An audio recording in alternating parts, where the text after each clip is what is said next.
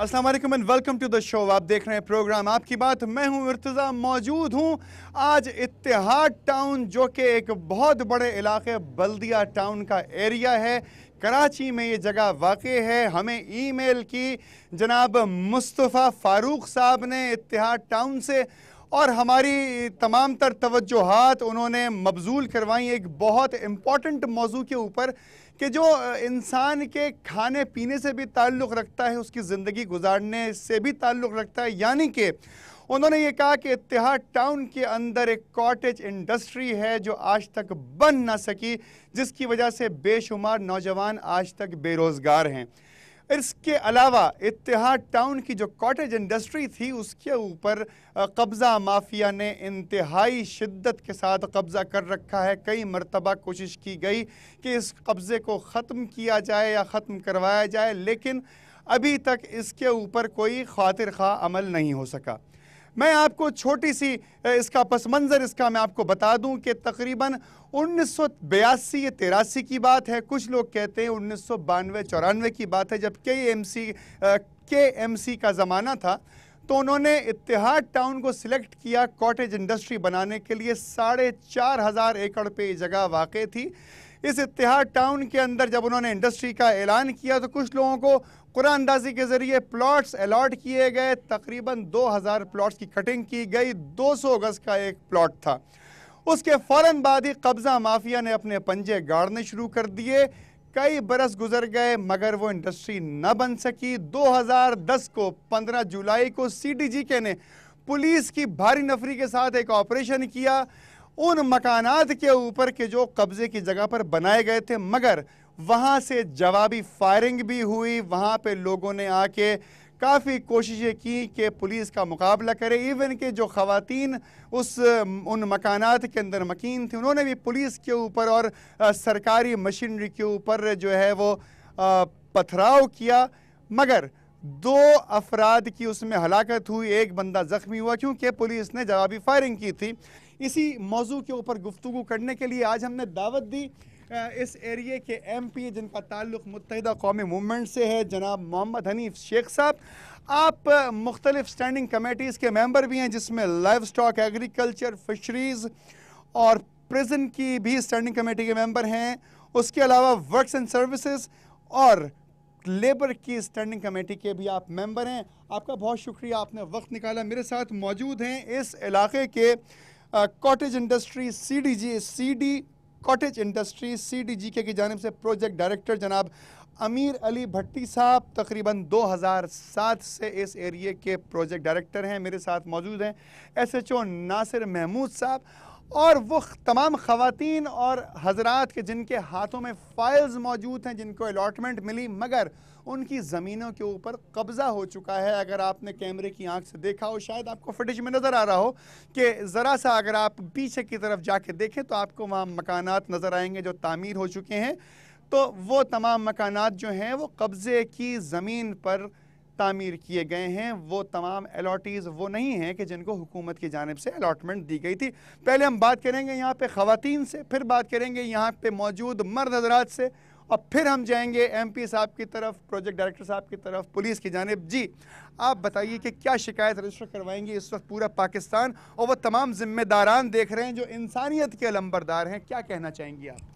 अस्सलाम वालेकुम। मैं तमाम जो है हुकूमत पाकिस्तान से ये इल्तिजा करूँगी कि जो हम लोगों ने ये फ़ाइल ली है और इसके हम लोग काफ़ी पैसे भर चुके हैं। आपने अंदाज़न कितने पैसे भरे होंगे इस फाइल? हमने 25,000 भर चुके हैं हम लोग इसके, और हमें कोई इसका जो है रिस्पांस नहीं मिला। हमारी जगहों पे लैंड माफिया ने कब्ज़ा कर लिया है। क्या मैं ये कहूँगी कि हुकूमत पाकिस्तान के लोग इतने कमज़ोर हैं और लैंड माफिया में इतनी ताकत है कि वो हुकूमत से नहीं डरते। कितना अरसा हुआ है आपको ये ज़मीन खरीदे हुए, जिसकी फ़ाइल आपके हाथ में? फ़ाइल देख सकता हूँ क्या मैं? दिखा दें, मुझे फ़ाइल दिखा दें। आप बताइए कितना अरसा हो गया होगा? ये हमें काफ़ी साल हो गए, कम से कम 14-15 साल हो गए होंगे इस जी चीज़ बिल्कुल। को। इस पे आपका प्लॉट नंबर भी लिखा है, मैं वो नाम लेना नहीं चाहूँगा यहाँ पे, और वो आपके पास तमाम तर स्लिप्स मौजूद हैं, सर्वे की स्लिप्स मौजूद हैं। जी, हमने सिटी डिस्ट्रिक्ट गवर्नमेंट से ये फाइल ली है, CDG के हैं हम लोग।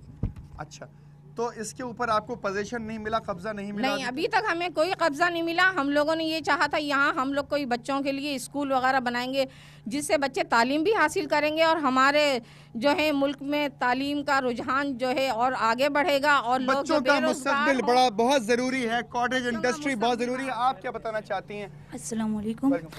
ये जी हम तो ये चाहेंगे कि यहाँ पर अगर फैक्ट्री बन जाए तो हमारे जो हस्बैंड हैं, हमारे बहुत से भाई बहन हैं, सब अगर जॉब कर लेंगे। बहुत ये जो लोग क्या करें, चोरी चकेरी करे, किस वजह से करे? जिनको पास काम नौकरी नहीं है। कितना अरसा हो गया ये जमीन का पोजीशन आप लोगों को नहीं मिला? भाई बहुत टाइम हो चुका है। मैं एक बात 15 साल तो ये बता रही हैं। भाई बहुत अरसा हो चुका है, मेरी बात सुने आप, बहुत अरसा हो चुका है। लेकिन आप खुद भी सोचिए कि अब तो ऐसा होना नहीं चाहिए क्योंकि बेरोजगारी है। क्या बताना चाहेंगे आप बताइए। जी सर, हमने प्लाट लिया 2 साल हो गए लेकिन अभी तक मिला नहीं। 2 साल हो गए, प्लॉट लिया, पैसे दे दिए? जी। पैसे कहाँ जमा किए? सिटी गवर्नमेंट को दिए। हम लोगों ने सबने पैसे दे दिए हैं लेकिन आपको कितना अरसा हो गया CTGK को पेमेंट किए हुए? तकरीबन 2 साल हो गए। तामीराती काम करने नहीं दे रहे, हमारे फायर कर रहे, हमारे मजदूरों को मारते हैं। बात करते हैं, यहाँ पे हमारे साथ मौजूद हैं MPA हनीफ शेख साहब। सर शेख साहब बताइए, ये आपने ख़वातीन की आवाज़ सुनी, मर्दों की आवाज़ सुनी, क्या किया जाएगा, क्या तरीक़ाकार है? इसमें 450 एकड़ ज़मीन थी, उस पर कुछ बरसों पहले लैंड मार्फिया ने बड़े ज़बरदस्त तरीके से कब्ज़ा कर लिया। लास्ट टाइम हमारे सिटी नाज़िम सैयद मुस्तफ़ा कमाल भाई ने 2007 में इसे वागुज़ार कराया, जिसमें सिर्फ हम 174-75 एकड़ ज़मीन को वागुज़ार करा पाएँ। फिर इसके बाद 2009 में सिटी डिस्ट्रिक्ट गवर्नमेंट ने रीप्लान किया इसे और एक अखबार में इश्तिहार के ज़रिए इसको ये कुरानदाजी के लिए आवाम से दरख्वास्तें लीं, जिसमें तकरीबन 3984 की समथिंग या 4000 के करीब एप्लीकेशन जमा हुए। ये उससे अलग है जो 1994 या 1992 के अंदर जो एक मरतबा एक वो करवाई गई थी, क्या कहते हैं उसको, कुरानदाजी जो करवाई गई थी 1994। देखिए उस पर कुरानदाजी नहीं हुई थी, उस वक्त प्लानिंग की गई थी, लेकिन उस पर इंक्रोचमेंट हो गई। लैंड माफिया ने उस पर कब्जा कर लिया। गवर्नमेंट ने कोई एक्शन लिया इनकी जमीन इनको दिलवाने के लिए? 14 तकरीबन तारीख थी 15/7/2010 को सिटी डिस्ट्रिक्ट गवर्नमेंट ने यहाँ पर ऑपरेशन लॉन्च कराया। जब यहाँ पर ऑपरेशन हुआ तो जिस तरह आपने बताया था कि यहाँ पर लेडीज़ निकल आई, लेडीज़ ने पत्थर मारे, ये हमारे, ऐसा नहीं है। जब यहाँ पर सिटी गवर्नमेंट ने, जब इन लोगों ने देखा कि गवर्नमेंट ने इन लोगों ने, हम बता रहे हैं रिएक्शन किया यहाँ, देखिए इर्तिजा बता रहे हैं हम कि जब इन लोगों ने देखा कि गवर्नमेंट ने ये जगह बलटिंग के ज़रिए आवाम में दे दी है और रेवेन्यू ले लिया, तो इन्होंने इंकरेजमेंट करना शुरू कर दी। और इसमें कोई फैमिली आबाद नहीं थी, ना ही कोई बच्चे थे, इन्होंने बाउंड्री लगाई हुई थी बड़ी बड़ी। पुलिस हमारे साथ है इस वक्त, आप हमें सर एस्कॉर्ट करके यहाँ तक लेकर आए, वरना हम तो पहुँच भी नहीं सकते थे, मीडिया की गाड़ी भी नहीं यहाँ पे आ सकती थी। ये मुझे बताएं कि हुकूमत जब अपनी रिट को कायम करना चाहती है तो करती क्या है? अब अभी भी ऐसी बात नहीं है, यहाँ सारा दिन लोग मोटरसाइकिलों पे भी घूमते हैं, पैदल भी लोग आते जाते हैं, कोई ऐसा कोई नो गो एरिया ये नहीं कहलाता। यहाँ से डायरेक्ट गाड़ियाँ मेन हाबर रिवर रोड से उतरती हैं जो कि औरंगी टाउन तक जाती हैं, और यहाँ से सड़कें पक्की बन गई हैं जो यहाँ से बनारस तक भी जाती हैं। अगर इतना सॉफ्ट इलाका है तो फिर कब्जा कैसे हो जाता है? कब्जा जो है, देखो एक महकमे होते हैं अपने, जैसे सिटी डिस्ट्रिक्ट गवर्नमेंट का महकमा है, इन्होंने ये दफ्तर बनाया हुआ जो कि खाली पड़ा है। एक महीना पहले भी इनसे मेरी मीटिंग हुई, मैंने उनको कहा 8-10 बंदे आप अपने यहाँ पे लगाएं, क्योंकि पुलिस को लॉ एंड ऑर्डर की ड्यूटियाँ भी निभानी होती हैं। कहीं भी अगर इंक्रोचमेंट होती है मुझे आप फ़ोन कर दें, इन्फॉर्म करें, विद इन 10 या 15 मिनट मेरी मोबाइल आपके पास पहुंचेगी। 1994 से 1994 से मैं इधर नहीं था। आप तो यहाँ पर अभी आए तो, लेकिन अभी करंटली आप मुझसे पूछा है, मुझसे आप सवाल करने दें। 15 मेरे ख्याल में 1.5 माह हुआ है मुझे, 1.5 माह में अगर कोई कब्जा हुआ है तो ये बता दें, और जो भी जिसने कोशिश की है, मेरे को 10-12 FIRs मैं कर चुका हूँ और उसमें काफ़ी गिरफ्तारियाँ भी की हैं। और इन्हीं जब से आपने टेन्योर शुरू किया है कोई कब्जा नहीं हुआ? नहीं हुआ। नासिर साहब कहते हैं कि जब से वो यहाँ पर आए हैं, उन्होंने ड्यूटी संभाली है, कोई कब्जा नहीं हुआ। बात यहाँ करते हैं प्रोजेक्ट डायरेक्टर साहब से। जी सर, भट्टी साहब बताइए सर, दरअसल सर क्या ये कैफियत है? दरअसल बात ये है कि ये प्रोजेक्ट 92-94 में, 92 से ये स्ट्रगल इसकी शुरू हुई थी। 94 में ये अनाउंस किया था उस ज़माने की KMC ने, उस ज़माने की KMC में 94 अनाउंस करने के बाद जब इसको दोबारा पे ये काम शुरू होने जा रहा था, कॉन्ट्रैक्ट अवार्ड होने के लिए जा रहा था, तो उसी टाइम पे यहाँ टोटल जो लैंड थी हमारे पास 451 एकड़ थी उस ज़माने में, 451 एकड़ थी। जब फिज़िकली दोबारा सर्वे किया गया तो उसमें ये जो आप बता रहे हैं इत्तेहाद टाउन, ये सो कॉल्ड इत्तेहाद टाउन, जो इसके ऊपर 277 एकड़ के ऊपर उन्होंने नाजायज़ कब्ज़ा करके सो कॉल्ड इत्तेहाद टाउन बना दिया। बाकी जो हमारे पास ज़मीन, जब दोबारा ये मैं इस प्रोजेक्ट के ऊपर आया, ये प्रोजेक्ट मुझे दिया गया तो मैंने इसकी दोबारा सर्वे की। सर्वे करने के बाद ये हमने ये ज़मीन जो हमें यहाँ जो क्लियर ज़मीन मिली 174 एकड़ मिली, जो हमने सिटी डिस्ट्रिक्ट गवर्नमेंट को, अपनी प्लानिंग डिपार्टमेंट को इन्फॉर्म कर दिया कि ये ज़मीन हमारे पास खाली है। जब तक उस जो 277 एकड़ है उसका फैसला किया जाए, ये जो खाली प्लानिंग है इसके ऊपर एक कॉटेज इंडस्ट्रियल जोन बनाए, जितने भी प्लाट्स में बनते हैं इसकी प्लानिंग करके हमें दे दी जाए। 450 एकड़ पे बनने वाली कॉटेज इंडस्ट्री जो थी, हाँ, वो कम होके रिड्यूस हो गया 174 पे आ गया। उसके हमने सर्वे करके प्लानिंग डिपार्टमेंट को हमने भेजा दिया। प्लानिंग ने उसके ऊपर 2009 प्लाट काट के और कुछ एमएनटी प्लाट्स और कमर्शियल प्लाट्स काट के हमें प्लानिंग करके दे दी। और इस प्लाट की जो कास्ट रखी गई थी 2,40,000 रुपये टोटल कास्ट थी प्लाट की।